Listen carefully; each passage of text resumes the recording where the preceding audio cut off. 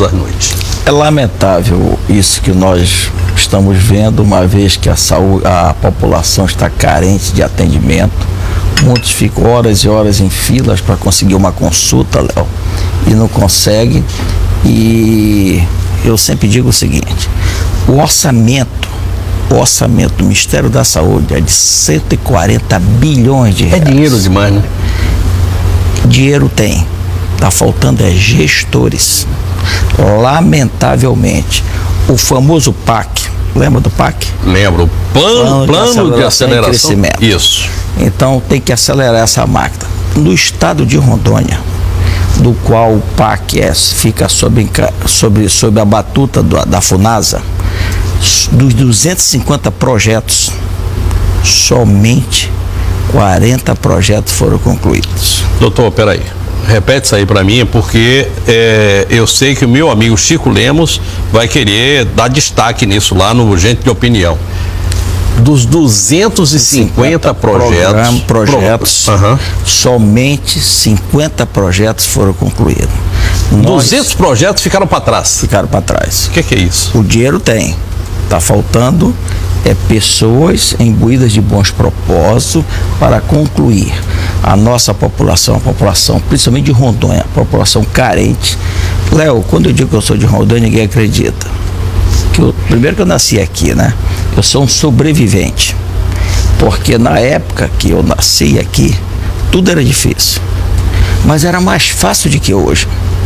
Por quê? Porque nós tínhamos médicos como o doutor Raulinho Gondim, como o doutor Rachid, doutor Ari Tupinambá Pinheiro.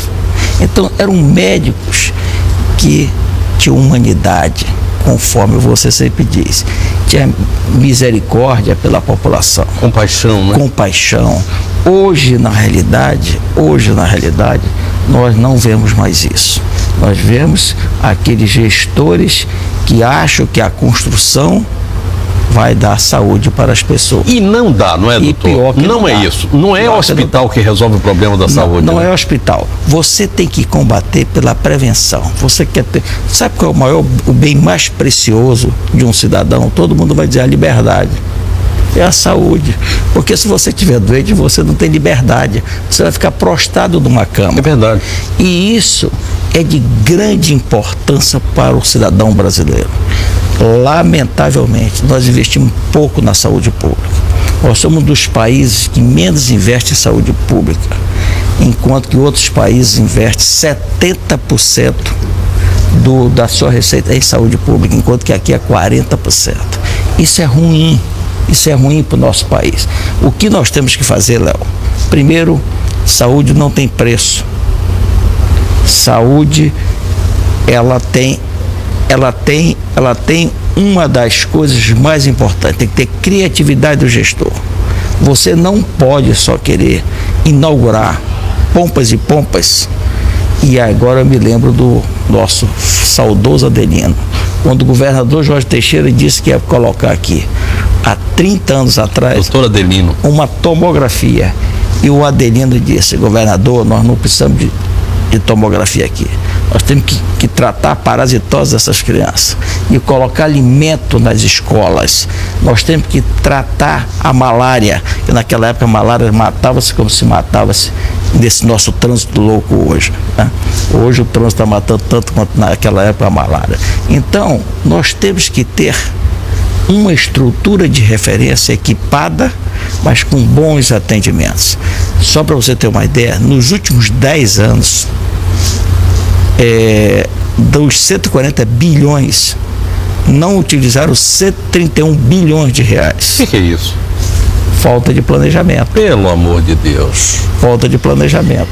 Então, o que eu acho, Léo, o que nós temos que colocar, pessoas que estejam imbuídos de bons propósitos, pessoas que tenham compaixão e pessoas que tenham humanismo.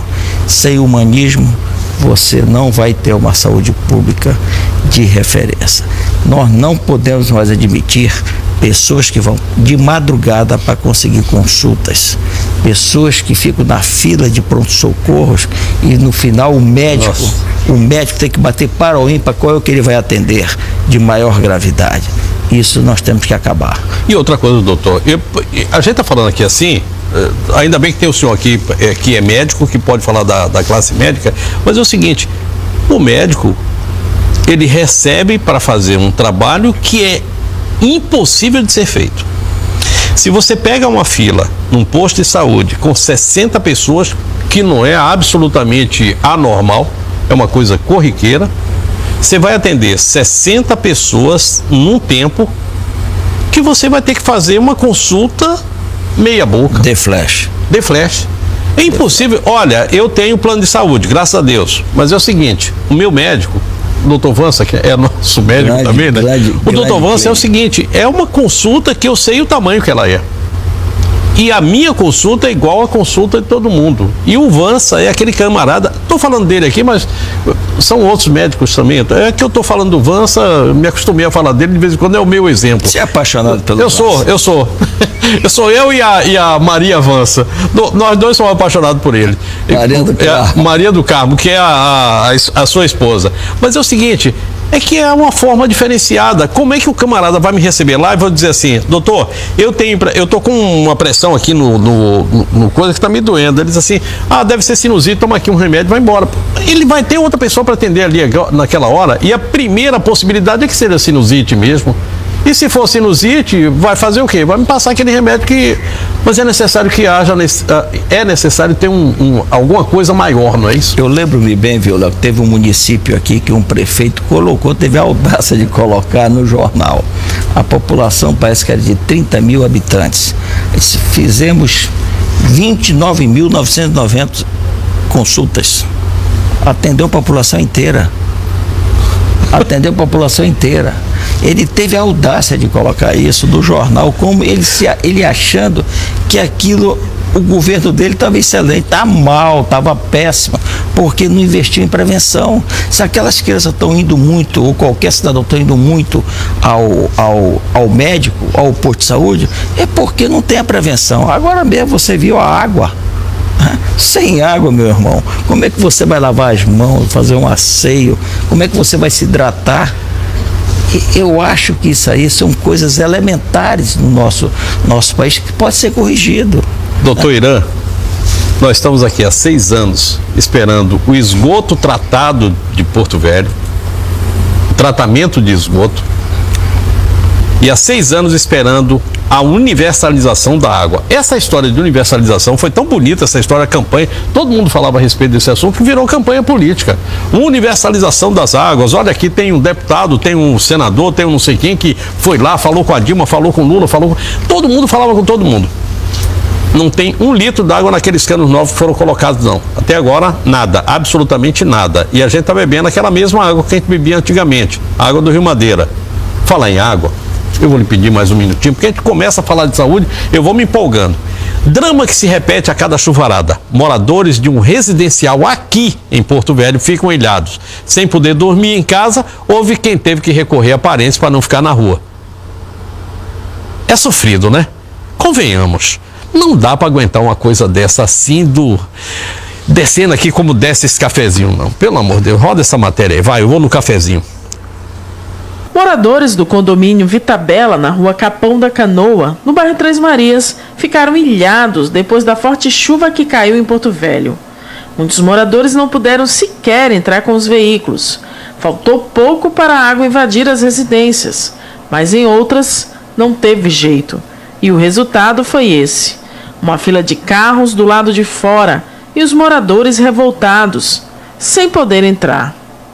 Este casal precisou sair da própria casa para dormir na residência de parentes. Eles tiveram que colocar os pés na água suja. Mesmo com dificuldades de locomoção, ela não teve outra opção.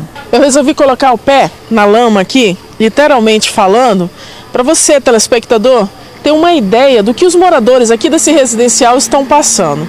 Como vocês podem ver, a maioria dos carros dos proprietários aqui da residência não pode entrar.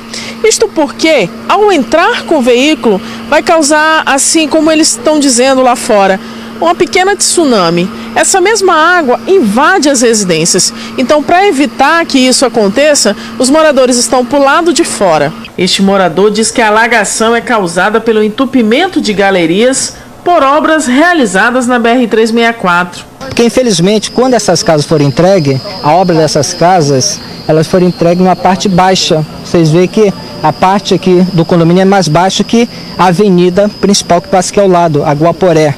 Então, aqui do lado tem um Semetron e essa água fica parada e, infelizmente, não escoa. Por quê? Porque a tubulação vai dar lá na BR-364. E foi feita obra na BR-364 e foi entupido. Então a água não consegue chegar até lá. Então a água fica dessa forma que está, parada. Não consigo entrar em casa, porque eu tenho que aguardar a água baixar para poder chegar em casa. Eu estou impedido, literalmente, de entrar em casa. Outra preocupação é com as doenças trazidas pela água contaminada. Essa água, ela traz bicho, rato morto, leptospirose e tudo mais que você pensar. Essa água, ela entra pelo esgoto das casas e vai nos ralos.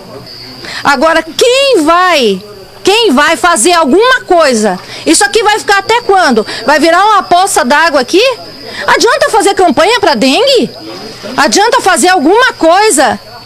Se não se cuida do que é óbvio, do que é claro, do que já tem ação na justiça, o que falta? Quem é que vai tomar uma providência? Gente, onde é que a gente está vivendo? Olha, E se não? eu acho que nem o Chapolin Colorado, porque agora já se foi embora, né? Subiu, foi ele, foi o Chaves, foi todo mundo. Ninguém vai resolver essa situação. Agora, doutor, eu tenho um amigo, um casal que está lá em Belém do Pará, a Jane e o Pedro Strutos. Estão lá, estão me mandando fotos, inclusive mandaram foto da antiga casa do estudante, na Boa Ventura da Silva. Lá na Boa Ventura da Silva, 197, não é isso? 197. 197, pois é, que está lá abandonada. Nem IPTU estão pagando mais, a casa está lá jogada, mas é de Rondônia. E lá tem uma coisa que foi feita lá no mercado Ver o Peso. Por que não dá para fazer a mesma coisa aqui? O senhor que estudou lá sabe disso, né? Aqui, veja bem, Léo, eu acho que falta para nós aqui são políticos imbuídos de bons propósitos. Políticos que têm que olhar o lado da sociedade. Compromisso, né, doutor? Compromisso. Não adianta você só procurar o povo quando na época das eleições. Está mudando a conversa. Você viu agora o fenômeno aí de uma jovem deputada que tirou muito voto de muita gente, né? E menina jovem que está imbuída de bons propósitos. Estamos falando de Mariana Carvalho. Eu gosto de assinar o nome. Mariana Carvalho. De quem o doutor Irã a quem o doutor Irã está se referindo? Ela é uma jovem médica que está tentando mudar a política do nosso estado. É uma pessoa nascida aqui, filha da Paris e Maria Silvia, do qual eu tenho a honra de ser amigo deles, e que tem que ter algumas mudanças. O Léo, o que nós temos que mudar é a forma política do nosso país. O financiamento de uma campanha hoje para um deputado, para de 5 milhões de reais. É uma incongruência paradoxal. Como é que eu vou gastar numa campanha 3, 4 milhões, 5 milhões e vou receber um provento de 20 mil reais? Então, eu acho que enquanto não mudar esta forma de financiamento político, nós vamos continuar. Eu jamais seria candidato. Por quê? Porque eu quero ir para o corpo a corpo. Você tem que botar projetos, você tem que botar o que é que você pretende fazer em benefício da sociedade. Quando você verifica a Vila Bela, aquele conjunto que é perto do Semetron, eu sei onde é que fica, alagado debaixo da água, você fica totalmente estarrecido. Como diz a Dilma, estarrecido. Meu prefeito, vá lá dar uma olhada nessas pessoas carentes, Mauro. Você, aquela senhora que estava descabelada, ela tem razão. Leptospirose, hepatite. Como que você vai combater a dengue? Ela foi clara. Não foi nem preciso você ter conhecimento médico. Ela foi muito clara, doutor, e objetiva. Mas é o seguinte, eu devo lhe confessar que eu cortei mais de 30 segundos da fala. porque ela desceu assim, mas com tanta vontade que ela disse, vai derrubar o prefeito e o governador. Vai todo mundo junto nessa história aí agora. Vai jogar todo mundo na enxurrada. Não, a gente teve que adequar a fala, mas ela foi cirúrgica naquilo que ela falou. A salvação daquele pessoal. É como se uma médica estivesse falando, né? A salvação do pessoal que mora do lado do Semetron. Pronto. Então é até uma brincadeira. É verdade. Né? Brincadeira de mau gosto. Mas é verdade. Mas... E ali a água também pode levar a ter a bendita da hepatite. Tá lá. E a hepatite é tratada ali no Semetron mesmo. Tá aí. Você acabou fazendo a gente fez esse negócio de galhofa, mas é verdade. Naquele conjunto, será que não sensibiliza-se as autoridades, o nosso prefeito, o nosso governador, que são médicos, pessoas com excelente formação, os dois, será que não se sensibilizam? Vão para lá, nós não podemos, ali é fácil, basta uma drenagem, basta ter força de vontade, qualquer chuvinha ali alaga aquela área. Isso é inadmissível, deixar aquelas famílias desprotegidas, sem poder adentrar nos seus lares. Antes de ir para o intervalo, só quero dizer o seguinte, que o bairro da Balsa, a água, o Rio Madeira está cuspindo água para fora. O bairro da Balsa, aquelas casas que foram destruídas pela metade, algumas sim, outras não. Algumas sim, pela metade também, a população está voltando lá para morar. E na hora que voltar para morar, nós vamos ter o outro problema igual ao do ano passado. E aí fica aquela história parecendo aqui o nosso triângulo. A cada 2 anos, a cada enchente, se constrói um outro bairro e manda esse pessoal para lá. E depois volta todo mundo. Sem poder público, gente, a gente não faz absolutamente nada. O que é que você vai fazer lá em Portugal? Porque isso me deixa numa satisfação tão grande que parece que sou eu que estou indo. Bom, eu coordeno o programa de doutoramento entre o Conselho Federal de Medicina e a Faculdade de Medicina da Universidade do Porto. E uma das primeiras coisas que eu vou fazer lá é justamente assinar esse convênio. E segundo, como eu fui escolhido para ser professor voluntário na cadeira de bioética, eu vou falar sobre a minha tese de doutoramento que ocorreu lá na Universidade do Porto. E rever a sua tese de doutoramento, que é sobre gravidez na adolescência, aspecto ético-social. Inédito, né? Esse tema é inédito no Brasil e inclusive na Europa. Uhum. Nessa conversa que nós tivemos, eu já procurei o secretário de saúde, se ele estiver me vendo, ele vai confirmar isso, que não adianta só ter feito a tese de doutoramento.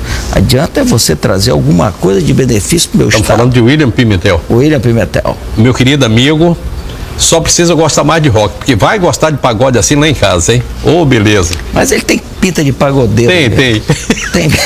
Tem pinta de brega. Então, Léo, como eu estava dizendo, não quero emprego, não quero que me contrate, eu quero que empregar o que eu consegui pesquisar no ano 2006 e 2007, todos os prontuários que eu peguei no hospital de base, para poder trazer alguma coisa de benefício para a nossa sociedade. Só para você ter uma ideia... Isso é devolver aquilo que você recebeu, né? Que beleza, doutor, que beleza. Quase generosidade 30%, quase 30% dos partos que ocorreram no hospital de base foi em adolescente. Então, é um caso de saúde pública. Essas adolescentes estão excluídas socialmente do contexto. O nosso pior problema vai ser no futuro, porque além de ser um incapaz dando à luz a outro incapaz, essas crianças, eles não estão tendo acompanhamento do poder público, que é o mais grave. Estas crianças, elas estão fora da escola. Estas crianças estão desnutridas. Então, é uma coisa que me emociona muito. E digo mais, quando você apresenta uma tese de doutoramento, você tem 30 minutos para apresentar. Pode ser, você faz uma tese de 400 folhas e de 400 páginas e automaticamente tem 30 minutos só. Nesses 30 minutos, eu excedi. E se você exceder, eles te cortam na hora. Mas eu pedi para eles um pouco de paciência para apresentar as fotografias, porque eu fiz a pesquisa pessoalmente. Quando eles viram as fotografias daquelas palafitas, daquelas crianças em local insalubre, morando em locais totalmente desfavorável para um crescimento de uma criança. teve professores que choraram e disseram, porque quando eu falei sobre o abortamento, neste caso tinha alguns abortamentos que essas adolescentes fizeram, e eu disse que eu era contra o abortamento. E tinha lá uma professora que soltou me bater, ela balançava a cabeça dizendo que era inadmissível. E eu fiquei calado. Aí, na hora que chegou a minha vez de falar, eu disse, Excelência, quero dizer para a senhora o seguinte: o meu país, aonde 70% da população é analfabeto funcional, ainda não está preparado para a legalização do aborto. Portanto, eu fico preocupado com a parte cultural, com aquelas pessoas que não têm educação. Então, como que se eu não levo a educação para o povo, como é que eu vou poder trazer uma legalidade de um aborto? Nada contra aquelas pessoas que têm a bioética. São 4 princípios básicos da bioética: autonomia, beneficência, maleficência e justiça. A mulher ou qualquer cidadão tem que ter a sua autonomia de decidir, mas ela não tem autonomia de decidir. Vou apanhar de muita gente. Ela não tem autonomia de decidir de um ser indefeso no seu ventre. Não vai apanhar. Sabe por quê? Porque isso é somente testemunho de gente que primeiro sabe o que está falando e de gente que é compassiva, que tem compaixão. O senhor acabou de tocar num ponto aí que eu acho que é de extrema importância. Eu falo muito de cultura aqui, falo de educação, mas eu acho que pela primeira vez eu recebo alguém que toca num ponto que a gente normalmente não fala, é o analfabeto funcional. A gente já falou do analfabeto eleitoral, do analfabeto dos seus direitos, mas o analfabeto funcional, esse é muito, muito maior. Envolve tanta coisa que eu vou fazer o seguinte: eu vou pedir a minha produção para a gente agendar esse tema com uma pessoa que tem propriedade para falar. Eu vou passar o nome dela depois, mas ele sabe exatamente de quem eu estou falando, porque esse assunto ele tocou esta semana no Papo de Redação no rádio. A gente vai trazer essa pessoa aqui para falar o que é o alfabeto funcional e por que ele é tão nocivo à sociedade. Porque o ruim não é aquele que mata e aquele que faz mal, não. O ruim é aquele que se omite, é aquele que não sabe o que está acontecendo. Esse daí é o inocente útil é pior do que o que faz o malefício. Para alguns políticos, o analfabeto funcional é muito bom para ele, porque ele pensa que ele lê, mas não sabe o que está lendo. É a mesma coisa, vai lá o cidadão, faz a sua propaganda política e ele acredita piamente naquela conversa que o cara tá lá jogando. Eu sempre digo o seguinte: enquanto nesse país, veja bem, não existe os PROCONs da vida quando você faz uma propaganda enganosa. Conversamos ontem aqui sobre esse assunto.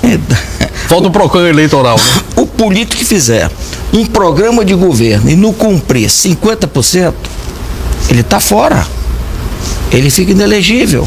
Se isto acontecer, muita gente vai parar de ser cínico e enganar a população com coisas que não vai cumprir. Isso nós temos que combater. Lamentavelmente, quando eu me lembro que tinha um cidadão candidato a prefeito aqui que disse que ia levar medicamento, até um mototáxi, nas casas daquelas pessoas que precisam. Ele não sabe nem quanto era o número, a população de Rondônia. Ele não sabia nem quantos eleitores tem Rondônia. Tem mais de 200 mil para ter 2 turnos, tem que ter mais de 200 mil habitantes. Quando o cara faz uma proposta dessa, esse cidadão vai dever ser caçado com C cedilha e com 2 S. De preferência. De preferência. E o X. Tem o X em cima. Eu estava, já que nós estamos aqui descontraídos, eu estava andando na rua, na Abunã. Aí tinha lá um cidadão, disse: corno de Rondônia, vote em mim, eu represento vocês, seus cornos. Rapaz, aquilo dali, eu achei pitoresco. É o Pedro? É o Pedro Dascron. E pior que ele foi traído pelo... Não, mas olha, com esse nome, com essa proposta, ele não poderia esperar outra coisa, ia ser traído pela população mesmo. O outro disse: me adote, minha gente. Pô, pelo amor de Deus. Então, aqui, eu assisto o horário eleitoral Eu sou eclético, tudo um pouquinho. Eu, estava na hora eleitoral, eu digo, rapaz, esse cidadão, se eu fosse do TRE, eu mandava prender esse cara agora. Porque não tem cabimento no negócio. Então estão fazendo brincadeira. Tudo bem, estão querendo trazer aquela conversa do Tiririca que colou, né? Pior que tá não fica. Pior que tá não fica. Mas fica. Aí perguntaram, por que você não vai se candidatar no seu estado? Porque lá não tem abestado. Em São Paulo tem. Doutor Irã, foi um prazer recebê-lo aqui. Prazer muito grande. O senhor honra esse estado, honra a nós todos. E a gente sabe que você vai levar para lá, para Portugal, não apenas o seu conhecimento, mas um pouquinho dessa nossa tradição aqui. Da nossa tapioca, dos nossos costumes, do nosso jeito de ser e desse jeito até de nos indignarmos, mas sem perder jamais esse bom humor que é o que nós temos e que eu vou deixar aqui para encerrar o programa de hoje. Obrigadão. Muito obrigado, Léo. Você é um cara fantástico, né? Me senti aqui muito à vontade e quero parabenizar ao presidente dessa casa. Everton, volta, por favor. Que você Pelo amor de Deus. Falta. Pelo amor de Deus, Everton, quero te ver aqui. Eu vou mandar o SAMU te pegar aí, viu? Amanhã traz um balão de oxigênio, aquela bomba aqui, a gente faz um programa com ele tomando o azinho aqui. A gente chega ao final de mais um Tempo Real e chega também ao final da semana. E amanhã ao meio-dia tem papo de redação, eu quero convidá-lo. Antes de dizer para você boa noite, bom sono e bons sonhos, eu quero dizer que a gente vai encerrar o programa de hoje de forma um pouco diferente. Normalmente a gente encerra o programa com imagem. Hoje eu não quero encerrar com imagem, não. Eu quero dizer que você põe a música na sua vida, Deus no coração, mas não perca a sua capacidade de se indignar. E é a gente, assim, com a voz do povo de Rondônia indignado, que a gente encerra o programa de hoje e fecha a semana. Tchau, tchau. Essa água, ela traz bicho, rato morto, lectospirose e tudo mais que você pensar. Essa água, ela entra pelo esgoto das casas e vai nos ralos. Agora, quem vai fazer alguma coisa? Isso aqui vai ficar até quando? Vai virar uma poça d'água aqui? Adianta fazer campanha para dengue? Adianta fazer alguma coisa? Se não se cuida do que é óbvio, do que é claro, do que já tem ação na justiça, o que falta? Quem é que vai tomar uma providência? Gente, onde é que a gente tá vivendo? Tempo Real. Oferecimento Romanel. Você é a joia. Romanel, o seu complemento.